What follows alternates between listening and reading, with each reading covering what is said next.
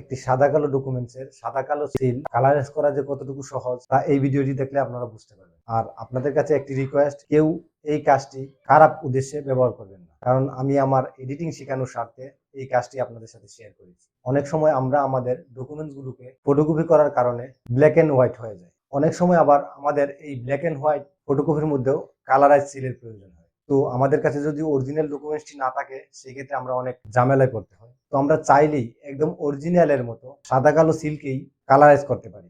তো এই কাজটি খুবই সহজ, খুবই সিম্পল। আপনারা চাইলে কয়েক সেকেন্ডের মধ্যেই এই কাজটি করে নিতে পারেন। তো বন্ধুরা, চলুন শুরু করা যাক।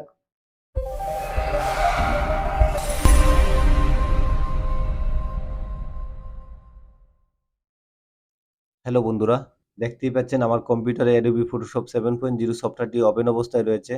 তো তাতে আমি একটি যেই ডকুমেন্টসের সিলটাকে কালারাইজ করতে যাচ্ছি, ওই ডকুমেন্টসটা আমি ওপেন করে নিব। তো ওপেন করার জন্য আমি ফাইলে ক্লিক করব, ওপেনে ক্লিক করব।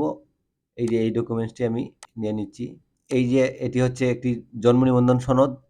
ব্যক্তিগত পাইরেসির জন্য এটিকে আমি ব্লার করে নিয়েছি। এই যে সিলগুলি দেখেন, ফটোকপি করার জন্য ব্ল্যাক এন্ড হোয়াইট হয়ে আছে, মানে সাদা কালো হয়ে আছে। তো আমি এটিকে যদি কালার করতে চাই, তো প্রথমে আপনাকে যে কাজটি করতে হবে, এই পিকচারটির মুড চেঞ্জ করে নিতে হবে। তো মুড চেঞ্জ করার জন্য আপনাকে প্রথমে যেতে হবে, ইমেজে ক্লিক করতে হবে, মুডে আসতে হবে, 8 GB করে নিতে হবে। আমারটি অলরেডি 8 GB করাই আছে।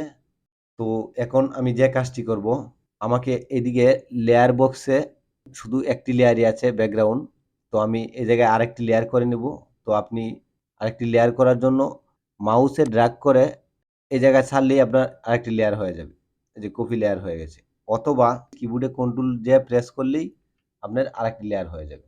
তো তারপর যে কাজটি করব, অ্যাডজাস্টমেন্ট লেয়ার অপশনে ক্লিক করবেন। অ্যাডজাস্টমেন্ট লেয়ার অপশনে ক্লিক করার পর আপনি চ্যানেল মিক্সারে ক্লিক করবেন। চ্যানেল মিক্সারে ক্লিক করার পর এইরকম একটি ডায়লগ বক্স আসবে আপনার কাছে।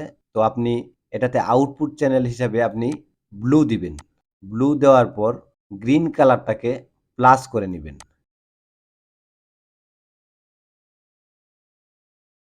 এই যে এইভাবে আপনাদের মনের মতো করে সিলটার যেই কালার আছে ওই কালারটা এনে আপনি ওকে প্রেস করবেন। ওকে প্রেস করার পর এখন আপনি যা করবেন, এই যে লেয়ার মার্কসের যে একটি থাম্বনেল রয়েছে, ওই থাম্বনেলে ক্লিক করে আপনি ইমেজে ক্লিক করে অ্যাডজাস্টমেন্টে ক্লিক করে ইনভাইট করে নেবেন। তো এই ইনভাইট করার জন্য আপনি ইমেজ অ্যাডজাস্টমেন্ট ইনভাইট অথবা কিবোর্ডের কন্ট্রোল আই প্রেস করলেও ইনভাইট হয়ে যাবে। তো বন্ধুরা, দেখতেই পাচ্ছেন আমার এটি ইনভাইট হয়ে গেছে। তো এখন আপনি যে কাজটি করবেন তা হলো ব্রাশ টুল নেবেন।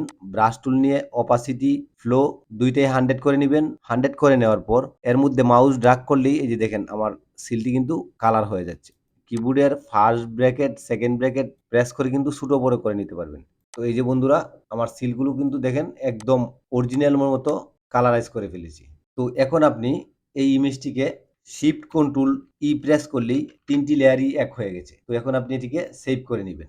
এই যে আমি জেপিজি হিসেবে সেভ করে দেখাই।